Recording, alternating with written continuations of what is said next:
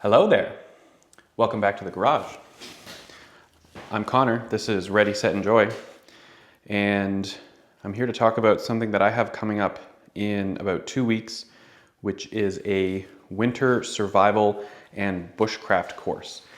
Now, I've never done anything like this before. Obviously, I've been, camping tons and tons and tons of times. But this is new for me because I've always done tent camping, car camping, van camping, and more recently, trailer camping. So doing something that is proper wilderness bushcraft and happens to be in the first week of February, which is, one of the coldest times of the year, it's going to be a great, hopefully great, but definitely new experience for me. So in order to get ready for that, I've been working on my bushcraft kit because I've never needed to have one of those before. I've always had a vehicle. I've always had, bins that I can put stuff in and, just pull stuff out as it's needed. And I've never really needed to have everything on my body. So this is what I've put together and I need your help. I need suggestions as to what am I missing? What do I have in here that's not necessary? How would you do it differently? I'm asking the internet for their opinions, which is, maybe not the greatest idea, but I think y'all are cool and will help me out a little bit because this is my first experience doing this. So I'm going to go through what I have so far and talk about what there is left to do.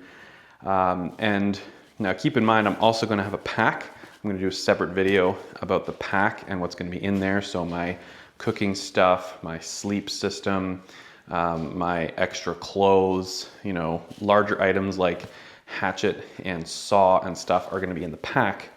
This is just about the bushcraft rig that I'm going to have on my chest. Now, getting straight into it, I chose a chest rig, which is kind of new for me. And I've seen a bunch of different videos around the internet about people using chest packs for various activities like hunting, like fishing, like bushcraft. And I thought that this made the most sense. I also considered doing kind of a bushcraft belt, but I didn't like any of the options that I found. A lot of them were very bulky and required you to have gear on your back, big pouches on your back. And also I felt that it would restrict mobility a lot more if you had big, pouches and stuff around the front half of your waist. I didn't want to restrict mobility, especially when you're wearing a big bulky coat and I'm going to be wearing, my insulated overalls and multiple layers and all this stuff. I didn't want to restrict my mobility, the ability to bend over and do all that stuff. So I went with a chest rig. Specifically, I went with the Marsupial Gear multi-pack. So I'll do like a quick 90-second overview / review of the actual pack, and then we'll get into what's actually inside it. Why did I choose this particular pack? I have a bunch of marsupial gear already. Actually, some of my archery gear for competitive target archery is from marsupial. I have a marsupial quiver and a bunch of pouches that I use and have been using for like a year. And I've been quite happy with their quality and the way that they've held up over, weeks and weeks and weeks on end of use. And looking at the different options for chest packs specifically, it was this one or the Hill People Gear one or the Helicon Tex one. Those were kind of the ones that people were, talking about the most online.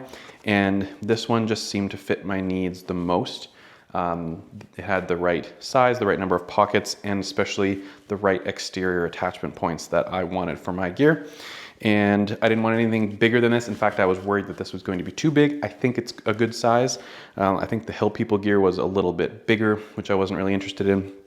And Marsupial also has a smaller version of this, which wasn't going to be big enough. So I went with the multi-pack. This, I think, was originally designed for fly fishing. It used to be called their fishing pack, but they've I guess, updated it or tweaked it slightly to be more useful for other things as well. So it has a couple of main portions to it. It has this front panel, which has 2 stretchy pockets and some MOLLE down the middle. My understanding is that there's a magnetic panel behind this MOLLE for like attaching stuff like scissors when you're fishing, which I don't use, so I don't particularly need, and I don't really have anything attached there right now. Then on each side, there is a stretch pocket here and here that is kind of mesh based. And then there are 2 main pockets. So there's this front pocket, which I'll get into in a second, and then there is the larger rear pocket. And then finally, right next to your body on the outside, there is an additional zip pocket, and I'll take this off at the end to show that. And then on the bottom, there's also some MOLLE webbing that I'm using for my knife. So that's an overview of the bag. Obviously, I haven't taken this out on a trip yet, so this is just kind of initial impressions, but so far, I'm quite happy with it. The fabric feels very, very thick and very durable. The zippers are very smooth, like no complaints there whatsoever. I don't actually know if they're YKK or not. I don't think they are, but they feel really good. And all of the pockets stretch nicely. They give you plenty of play, plenty of room, and there's a lot of external attachment points like here and here at the bottom. There's a loop at the top if you want to take the chest straps off and just carry it. So overall, I'm pretty happy with this. Getting into what I have in and on the pack, let's start at the bottom, because this is, I think, what everybody probably noticed right off the bat. I've got this big handle sticking off the side of the bottom of the pack, and this is going to be my knife of choice for this expedition. So this here is the Schwarz Knives LT5, Lost Trails 5, in black on black. This is rich light handles, A2 tool steel with a black Cerakote. And I just got this recently from their drop that they did in early January. It's a 5-inch knife with a super beefy handle, full tang with an exposed pommel, which I'm, not sure how much I'm going to use that, but it'll still be useful if you need to, hammer anything. The spine is 90 degrees, and even though it is Cerakoted, it can actually throw a spark. In fact, let me show you, because I was actually skeptical. People online said that it would be able to throw a spark, but turns out it actually can, which is really nice to see. So this is going to be my first foray with this knife. From all of the reviews and all of the information I've seen, this is a really impressive camp/bushcraft knife, and I'm pretty stoked to try it out. I will give a more extensive review of it if anyone is interested after I've used it, of course. I can't review it yet because I haven't used it, but it is wicked sharp. The build quality seems incredibly good, and the sheath that it comes with is a Kydex sheath that has really good retention. It's a pancake style, and I have it attached here with what's called a MOLLE lock. So this is a plastic attachment that goes into the grommets on the sheath, and then we'll have to see if I can do this on camera, but then slides through the MOLLE on the bottom of this bag, clips right in, extremely solid, not going anywhere. The retention on this sheath is crazy good. Like, I have to push pretty hard with my thumb to get this out, and it's really easy to index when I'm putting it back in. Of course, I'm going to miss on the camera, but it's really quite easy to get back in there without any problem. And I wanted it to be slightly more this way, attached to the bag, but this is where all the mounting points and MOLLE worked out. So it's nice that there's, all of the handle here to grab, especially when I'm going to be wearing really thick gloves or mitts. But I do kind of wish it didn't stick out quite far, but so far it's not been a problem. Now, moving on to the front panel, I've got my Phoenix PD36R here in the right webbed stretch pocket attached to a stretchy, this was a marsupial accessory that's meant for binoculars, but I'm gonna use it for my flashlight because I really believe that if you drop this in the snow and it's dark and you can't find it, you're kind of screwed. So having your flashlight tethered to you, I think, is a pretty good idea. It fits really nicely in this front pocket, and then I kind of just tuck the extra strap in there. On this side, all I have right now is a Sharpie for marking. We're going to be doing some navigation and map work for this course. So right now, all I have in this front pocket is a Milwaukee Inksol permanent marker. On this side, I have my Garmin InReach Mini 2, I suppose. I think there's a new one out now that's fancy and new, but this is the one that I've used for a long time.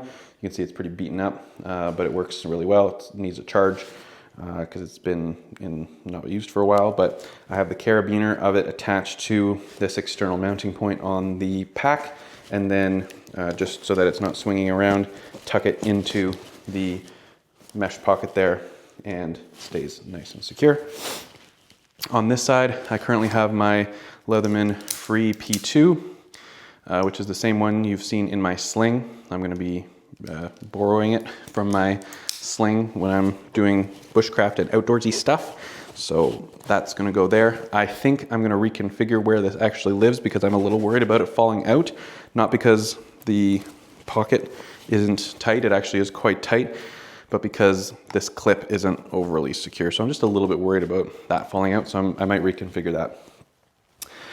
That's the outside of the pack. Now let's move to the inside. I'm gonna start this with the front pocket, which folds all the way down, and you can actually pop it a little bit so that this becomes a flat-ish surface. Now, this is the only part of the pack that's currently not finished. I have on order some Velcro elastic loops that I'm going to be putting on this loop side of Velcro. So I've got some elastic webbing essentially that's going to stick here, and I think the Leatherman, maybe the marker, and a couple of other things are actually going to move onto this panel. For now it's empty, but I'd love to know what you think about what I should be putting here versus on the outside of the pack. But if we actually look at the pockets that are inside, starting on this side, this is coyote spray in a nice bright pink color. So this is kind of a basically miniature bear spray that can be used if you get attacked by a wild animal. This is something that we actually usually keep in our stroller for when we're out walking with the baby. Then next to it in that same pocket is going to be a whistle. We're going to be working on some signaling techniques in this class, and so bringing a audible signaling device I think is going to be important. Then in this other pocket, this is my fire starting pocket. So I've got a bunch of, honestly it's all Exotac stuff in here. So I've got the Exotac waterproof lighter pouch with a Bic lighter in it.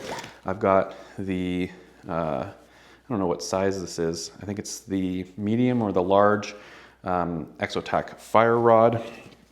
And then I've got some wax soaked cotton tinder to really, get things going even in the worst scenarios.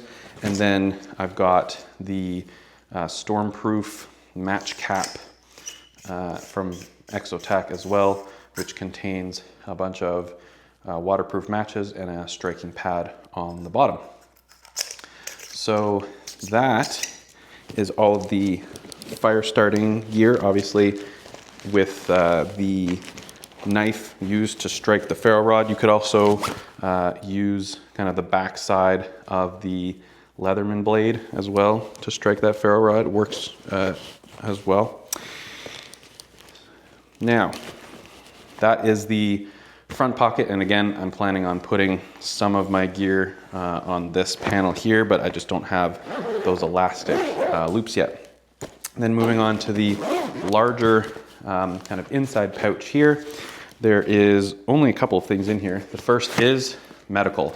So I've got a waterproof first aid kit. This is a wilderness specific kit. It's got inside, everything is vacuum sealed, so it is completely waterproof. This is by a company called Pack Kit Medical, and this was recommended to me by a couple of people. I got it from Canadian Safety Supplies, if you are interested in picking one up. But it has everything you need for bleeds. It has a emergency blanket. It has shears and pretty much anything you would need to handle bleeding. So haven't had a chance to use it yet, thankfully, but that goes in this main pouch, and there's a kind of carabiner that you can use to quickly grab it and pull it out when you're panicked. The other thing that's in this back pocket is a external charger. You might say, oh, you're bushcrafting, you're out in the wilderness, why do you need an external charger? Well, I will have my phone. I'm not going completely off the grid. I do have a wife and a child who may need to contact me while I'm out there. And it can also charge the inReach. It can also charge the flashlight because it's USB-C rechargeable. And I think it's generally a good thing to have with you in this modern day and age. The last item that's in this back pocket is my compass. So we are going to be, like I said, doing some land nav and signaling. So this has a mirror on it for signaling, as well as a compass and a magnifying glass, and it has a clinometer and a bunch of extra tools that I don't know how to use yet, but that's why I'm doing this survival course. That's everything that I currently have in the pack. There's the one more here, I'll take it off. So I like to take it off by just unclipping one of the 4 straps and then pulling it over your head, which is currently difficult because I have a hood. Looking at it more closely, this is that back pocket I was talking about. So it's just a mesh zipper pocket. It's not really stretchy, just a tiny bit stretchy. And I will probably keep my phone in that back pocket. So this is what I'm planning to take with me on my winter survival and bushcrafting course in a couple of weeks. I still have some time to tweak, modify, upgrade what's in here. So please do leave a comment or send me a message if you have any suggestions for what I'm missing. And once again, I will have a pack as well, a backpack that will contain a whole bunch of other stuff. So cooking, warmth, saw, hatchet, all that stuff. I'm going to do a separate video. So if there's something you're like, you can't survive without, yeah, there's going to be stuff in my backpack as well. So stay tuned for that. Hit the subscribe button if you want to see what's going to be in that pack. And I'm, of course, going to make a video about the bushcrafting course itself. It's taught by a semi-famous, at least Canadian famous person who's pretty well known in the space. And I'm looking forward to learning a lot, because having the gear doesn't matter if you don't have the knowledge and the skills. And if you've watched my other videos, you know that I believe you need all 3 of those things in order to be properly ready for any situation. So thanks for watching my bushcraft and survival pack. Call it a preview or a cry for help, whatever you want to call it. But thank you for watching. I appreciate it. And remember to stay ready, get set, and go enjoy your life.